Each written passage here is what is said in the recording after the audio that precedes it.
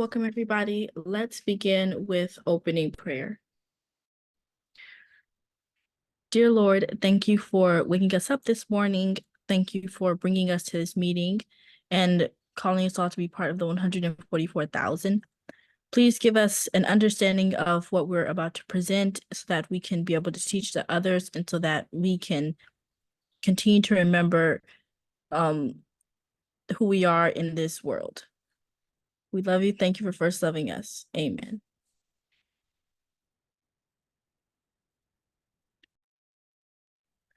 Welcome everybody to Youth Prophecy Group meeting number 132. We are the Flucuses. You're in the YPG meeting room, and today is June 2nd of 2024.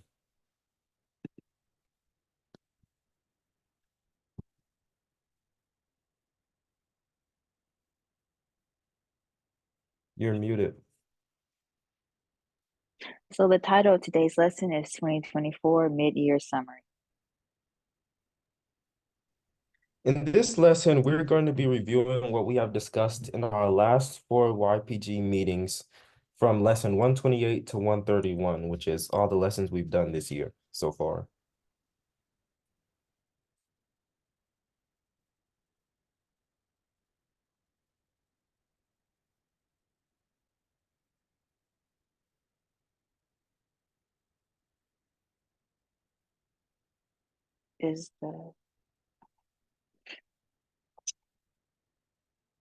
This year has been an interesting year for democracy around the world, with over 60% of the democratic countries holding elections. In lesson 128, we examined some of the highest profile elections taking place this year.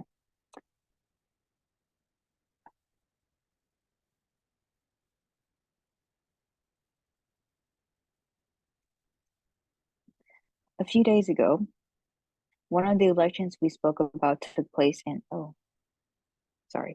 A few days ago, one of the elections we spoke about took place in South Africa. On May 29th, as speculated, the National African Congress, or the ANC, lost its 30-year majority. It went from 57% in parliament to 40%. Now it has to form a coalition government with other parties. There are also other elections that are taking place in Africa, the nearest one being the presidential election in Rwanda in July, where the current president has amended the constitution so he can run again. In India, Modi is running for re-election. He is the leader of the right-wing Hindu nationalist party, BJP. Since he became prime minister in 2014, he has been tightening his hold on the country, like the media and the judicial system, as well as silencing his opponents. Some experts say that he is turning India, the largest democracy, into a dictatorship. But he is very popular, so he will most likely win. The election ended yesterday, and although the votes won't be counted and the results won't appear for a few days, from exit polls it does appear that his party won, meaning he will be the prime minister again. Another election that we looked at in lesson 128 was the Indonesian presidential election, which took place on February 14th. Winning 59% of over 96 million votes, Subianto and his running mate Gibran won the election. Subianto was the defense minister and a former general. And although he was the most popular candidate, he is also accused of human rights abuses under the dictatorship of his father-in-law, which was previous to this. The new vice president, Gibran, is the son of the previous president, who was also very popular, but the previous president, had the constitution amended so that his son would be eligible to run for office in the first place.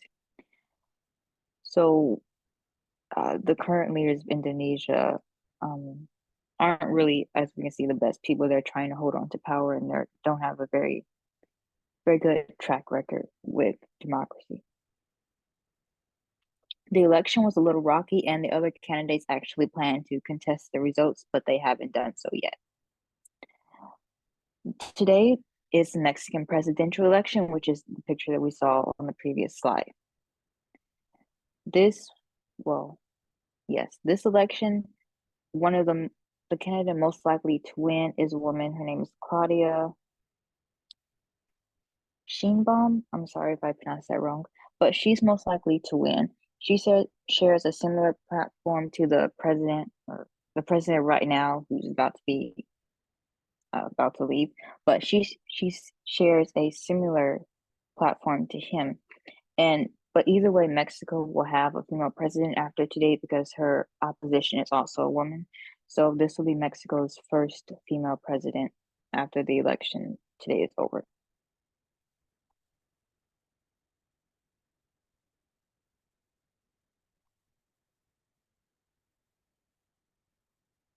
From March 15th to 17th, Russia held its presidential elections.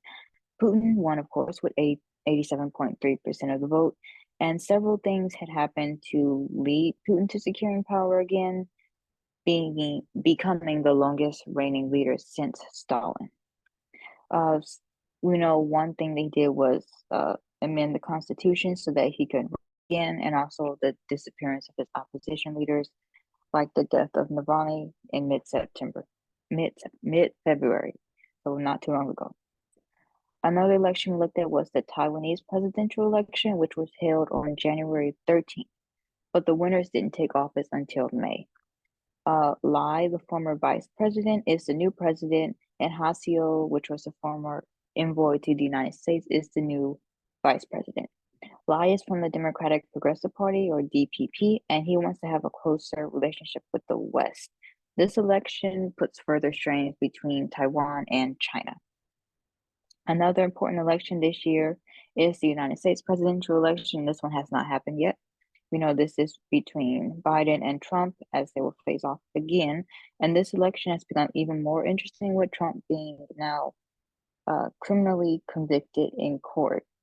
And that's not the only, it's the only court case that has been decided with him in it so far. The last country that we looked at was Venezuela, whose election is scheduled for late July.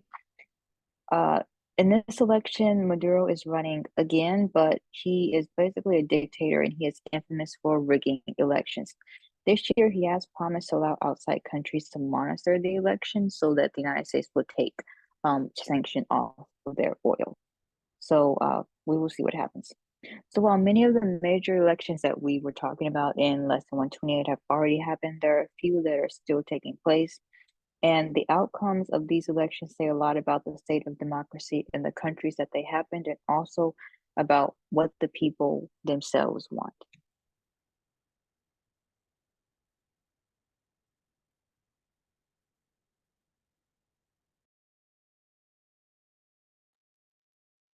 Lesson 129 is titled The Conflict Between Israel and Palestine. So we first looked at why the Jews immigrated to Palestine. Hundreds of years ago, most Jews lived in Europe, but decided that they no longer wanted to live there. They decided that Palestine was the ideal place to move since their ancestors used to live there. The first Jews began to move there in the late 1800s. The problem was that the Arabs living in Palestine did not like the Jews moving there, viewing it as European colonialism, and it didn't take long before violence erupted between Israel, where the Jews congregated, and Palestine, which is where the Arabs were. And I lost my place. In 1899, due to the persecution that the Jews were facing, the Zionist movement was formed, aiming to create a Jewish state in Palestine. Despite the challenges, the movement succeeded, and Israel became an official nation on May 14th, 1948. This did not end the conflict between Israel and Palestine, though, only intensifying it with events such as the 2008, 2012, and 2014 attacks in Gaza that resulted in numerous Palestinian deaths. Nearly 40 years after Israel became a nation in 1987, Hamas was formed. Hamas is Israel's biggest opponent and has over 20,000 members. Hamas is a lot of things, including the second largest political party in the country and a military group that was classified as a terrorist organization by the United States in 1997. Hamas's goal is to destroy Israel and form a Palestinian state, and have been using violent means to reach their goal. For example, on October 7, 2023, Hamas conducted a surprise attack on the border. 8,000 rockets were launched and 3,000 Hamas fighters invaded Israel. Over 1,000 Israelis were killed and hundreds were taken hostage, most of them being civilians. 10 days later, Israel retaliated by attacking the largest hospital in Gaza, which was being used to shelter people who were displaced due to conflict.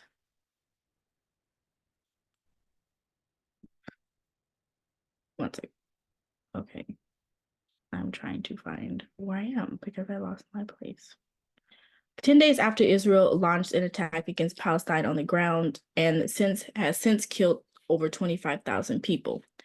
These attacks back and forth are making life harder for women who were already at a disadvantage when it began.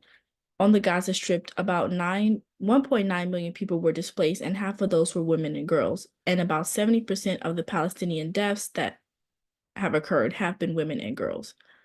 Hamas fighters have gone out of their way to torture the women they captured before killing them. And the very few women that have survived this torture do not seem willing to talk to the press about what happened. As it is a custom in conflicts such as this, countries are taking sides. Qatar has gained the favor of Hamas and refuses to publicly denounce them, putting them in the favorable position to negotiate the release of prisoners because Hamas will listen to them, and the country has done so. Iran has publicly sided with Hamas, unlike Qatar. Iran praises Hamas for the violence it causes and supports them financially. Syria and Lebanon blame Israel for the violence, while the United States and Europe support Israel. Most people around the world, however, want there to be a ceasefire between Israel and Palestine. The problem is, Gaza is holding Israelis captive and refuses to let them go until a ceasefire. Israel, on the other hand, refuses to agree to a ceasefire until all captives are returned. And as of today, there have been no permanent ceasefires, but there have been short periods of time where a ceasefire has been agreed to.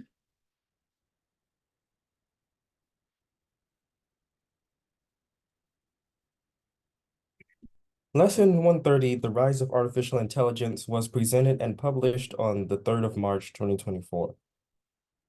In The Rise of Artificial Intelligence, we studied how artificial intelligence has been changing the world and how it will continue to change the world. Some say that we are living in the fourth industrial revolution.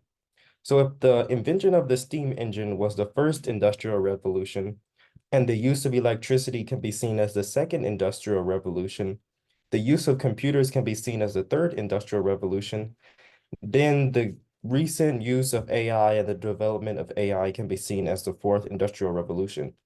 Now, we say recent, but AI has actually been around for a long time. As we can see here, in 1956, the first AI program was invented called Logic Theorist. And basically, it was able to solve simple tasks similar to how humans solve tasks. From the 1900s till now, AI has become much more intelligent, and some say that AI is equivalently intelligent as a dog, since it requires a large amount of data to do training for a simple task. It is able to pass certain tests. It is able to pass certain tests better than humans, but sometimes it fails when the question is simply worded differently. Now, one way you could test to see how intelligent AI is to use a chatbot. AI chatbots are one of the most important or one of the most popular forms of AI today. They use a technology called a large language model, which is used to generate responses based on a question provided by a user. However, the text isn't the only thing that AI can generate. It can also generate images and music by learning from existing data. For example, it can learn what a dog looks like from several pictures of a dog, and then generate what it believes to be a dog. The ability for AI to generate predictions is also being used in the medical industry. Since AI can be trained on pictures, one of the things that it can do is identify objects within a picture. So in the medical industry, this can be used to quickly find problems on an area quickly find problems in a picture of a person's scan, like when they take x-rays of people. The AI can identify like diseases on that picture because it's trained on images. With all these technologies that AI is enabling, it's no surprise that AI isn't always used for good. AI has been used to generate false information and deep fakes with the purpose of lying to the public. But sometimes AI doesn't even need to be directly used in order to spread disinformation. Somebody could simply just claim that certain information is AI generated, and since that it's technically possible, people can believe them even if that information is true information, legitimate information. But this information isn't the only problem that AI is creating. Many people will be put out of work because AI can perform their job more efficiently and faster. Additionally, AI can be hard to control. AI might be given an input and produce an undesired output, but the common person can't see the progress that AI made to get to that output. And so they won't be able to see where that AI went wrong, which some say is an issue that can allow AI to take over the world. And also, plagiarism is another issue with AI because it's trained on information from the internet, so it can just give you information without properly citing it, and then people get in trouble for plagiarizing if they use that AI provided text.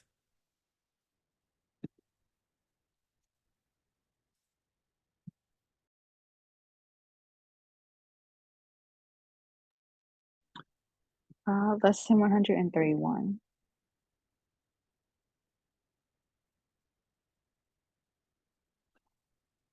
It was called Decided and Undecided, the 2024 Supreme Court. We examined some prominent cases that the Supreme Court is looking over this year. Some of the cases, well, particularly one of the cases that was undecided when we did the lesson has since been decided, but just one. The FDA versus Alliance of Hippocratic Medicine is a case surrounding abortion.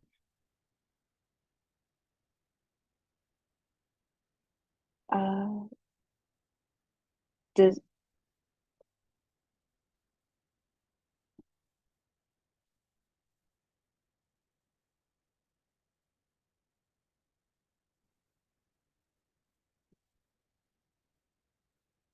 Sorry, we edited the slides and it did not register.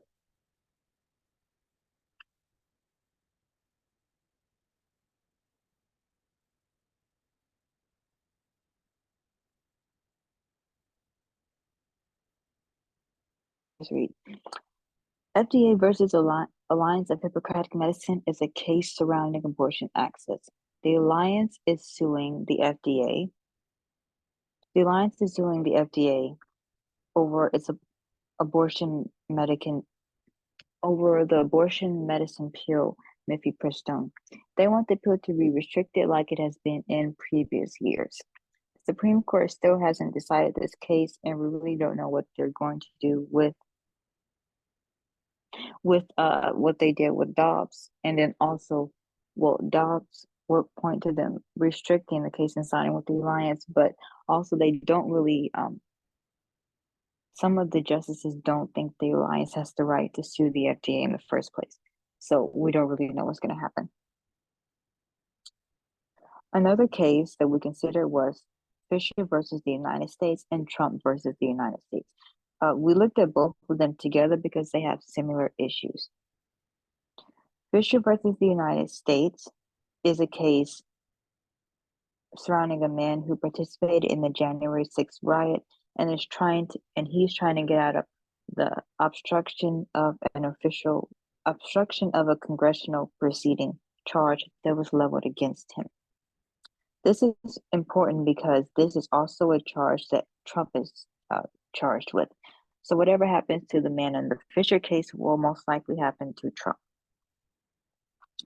In Trump versus the United States, Donald Trump is trying to argue that he still has presidential immunity from prosecution for what he did as president, specifically with the 2020 election and the January 6th riot.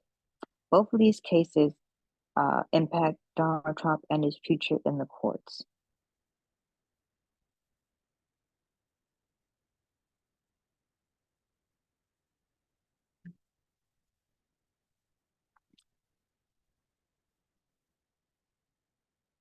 The next undecided case we looked at was Murphy versus Missouri.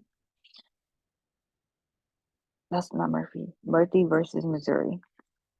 This case will decide if the government's actions to limit discrimination and or conservative content, for example, dealing with issues like the pandemic, on social media violated people's rights to free speech. So some people are arguing that because places like Twitter, it's from Twitter basically, but people are arguing that because Twitter took out some misinformation about the COVID-19 pandemic, that was actually limiting their free speech. So that is the case that the Supreme Court is going to decide soon. Another case was or is Ohio versus EPA. And this is actually, it encompasses 4 other cases, so it's 5 of them total. This case is still undecided, and these all stem from EPA introducing the good neighbor provision, which states that different states had to basically propose ways that they were going to limit pollution from reaching states that are downwind to them. But when this didn't happen, the EPA introduced its own plan the upwind states had to follow, and now they are suing because they don't want federal intervention, and they also say the plan doesn't work. The United States versus Rahimi is another case that is yet to be decided. This case involves the man that had a restraining order placed on him after he assaulted his girlfriend. This was supposed to not allow him to own a gun, but he still got one and has been the perpetrator of 5 shootings since. The Supreme Court will decide whether the restraining order on violent people affects their Second Amendment rights, which he claims it doesn't, but the federal government got involved in this case. They're saying that it does, that he should not be able to have a gun.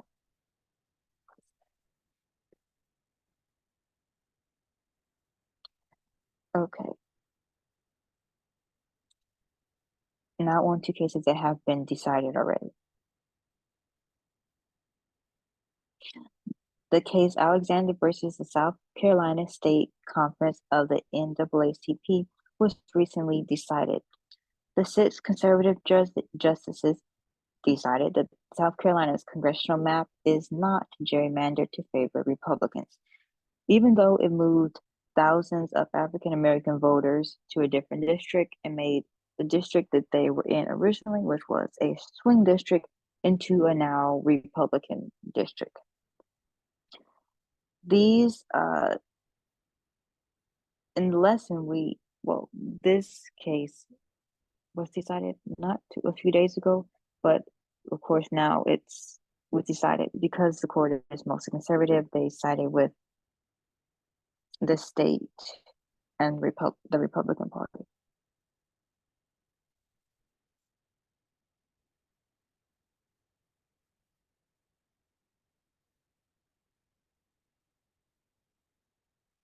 In the lesson, we also looked at a few important cases that had already been decided.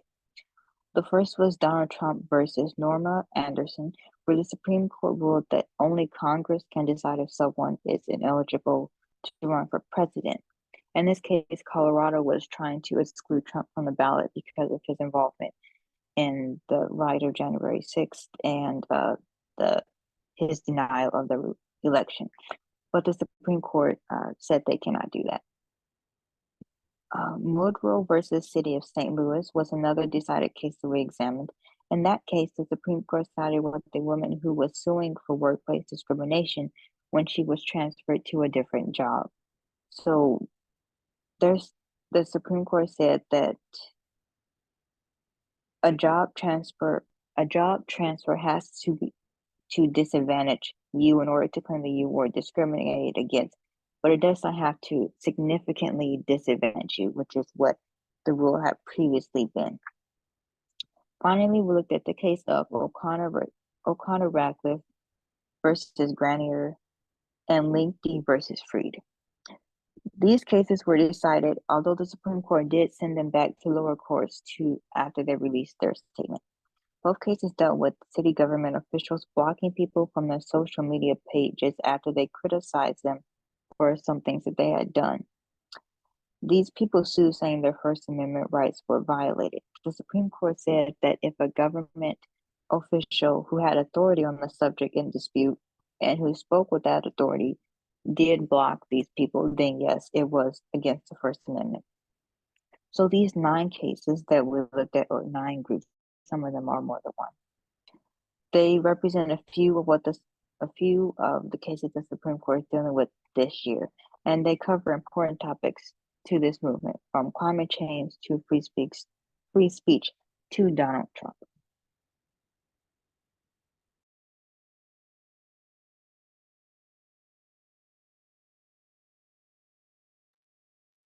Before the quiz, does anybody have any questions or comments about the lesson or any of technically lessons?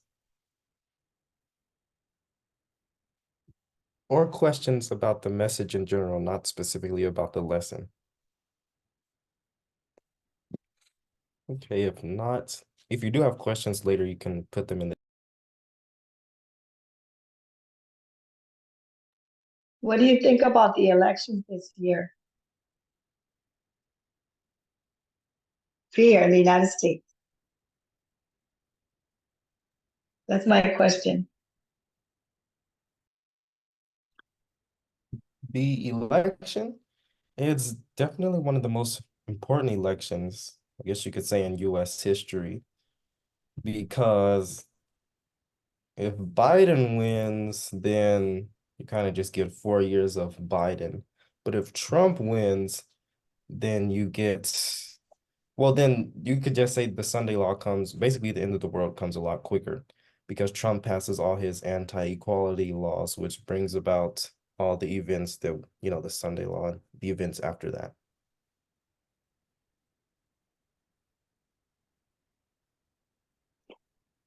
What if Biden wins and then there could be a coup, right? Because the way that Trump speaks, that if he doesn't win, then that means because they cheated. I think that's what he's saying. So meaning like he has to win. So it could be like chaotic, right? Yeah, I would think if So you think, Biden, go ahead. wait, is mine? Yes, if Biden does win, I do think the Trump supporters, the Republicans, the really radical ones, would become very violent. I don't think a coup necessarily to like to take Biden out of office, but I do think a lot of violence will come because of that. Maybe something Only making similar this to up like word. January 6th.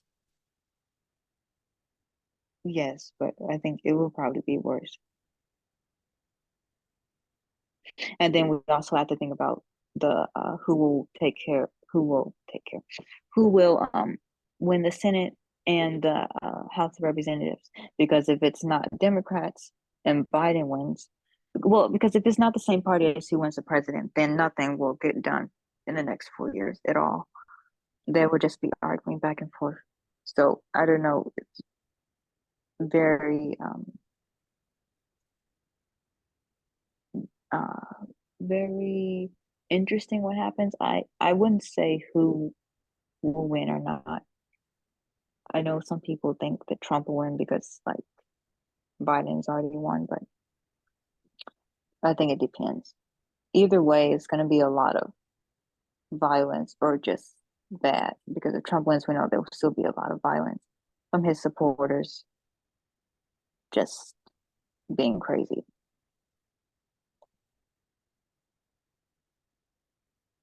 Thank you for your answers. Mm-hmm.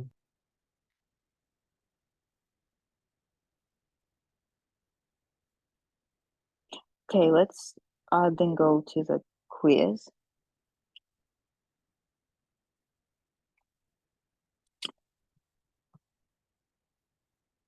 As usual, you can say it out loud, or you can type it in the chat. Question number 1. Has the Supreme Court decided the case on the mifepristone abortion pill yet? Is this essentially a yes or no question? Has the Supreme Court decided the case about mifepristone? Or have they? Never mind. We have 1H, 2,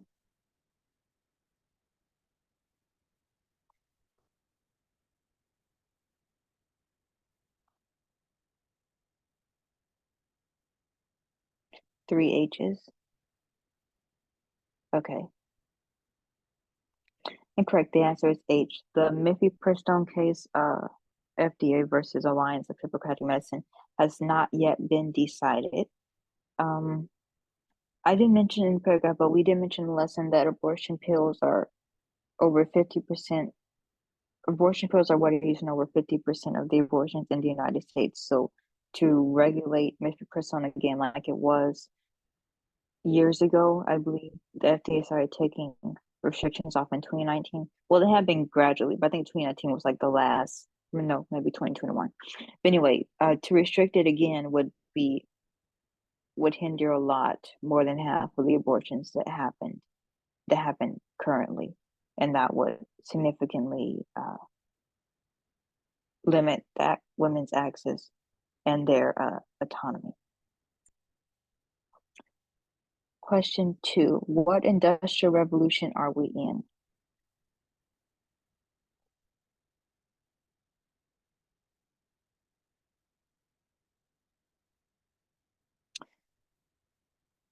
E.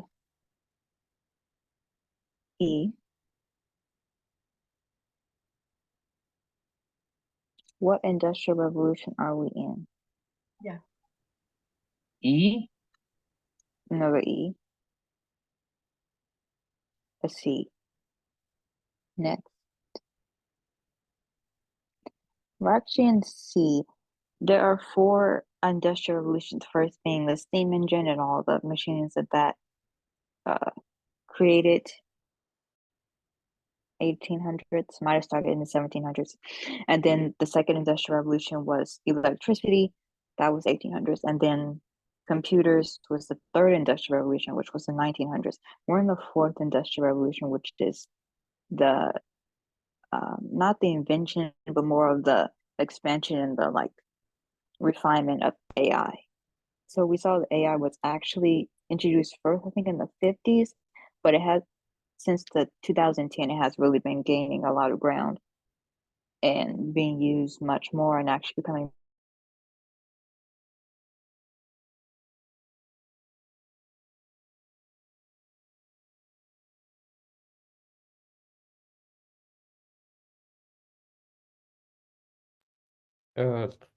Just a moment.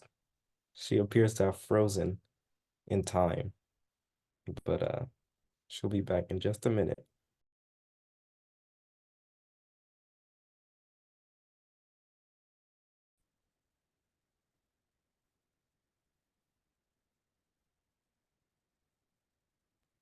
She's Am I unfrozen. back?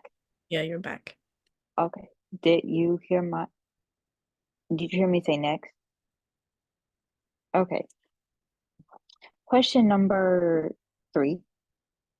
What country has been neutral in the Israel and Palestine conflict? What country has been neutral? One of them, at least. There's probably some others, but which one did we mention?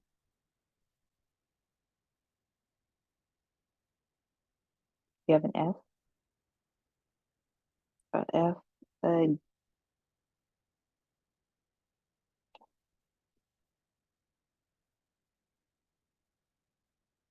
Next.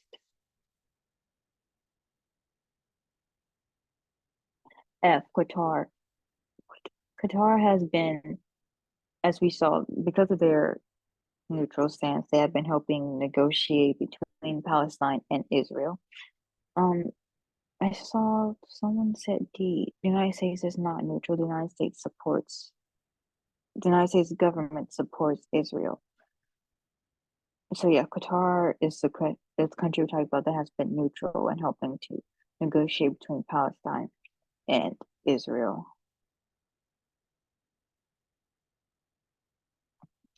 Question number 4. True or false? Mexico will have its first female president by tonight. G, 2 G's, and A.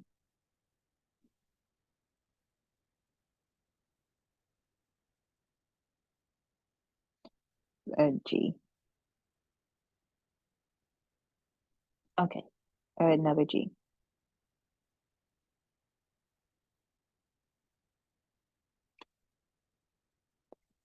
Correct. The answer is G. Mexico will have its first female president I don't by the end of today, whenever their time zone ends. But yeah, A is correct. A is yes. I probably should have put like true. Never mind. But yes, A is correct as well. But yes, Mexico will have its first female president, no matter which one of them wins, which one of the two top contenders win, and most likely will not change Mexico's relationship with the United States with this election, because the top contender is just like the previous president in her views of foreign policy, I guess, with the United States. Okay. So thank you everybody for participating. Yes, I just want to make a comment that Siri mentioned how the United States has not had a female president, but Mexico will have one. Yeah, the United States is just very behind when you think about it. Anyway.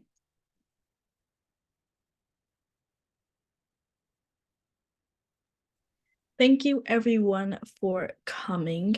If you would like notes, you can find them on the website youthprophecygroup.org. We do not email out hundreds of notes at a time. If you have questions, you can email us at youthprophecygroup@gmail.com. If your question is inquiring about notes, you can find those on the website. If you would like updates or recordings, you can also find those be put on the email list. And our next meeting is July 7th, 2024. And you're welcome. Thank you for coming. Let's close in prayer. Dear Lord, thank you for letting us be able to live at the end of the world.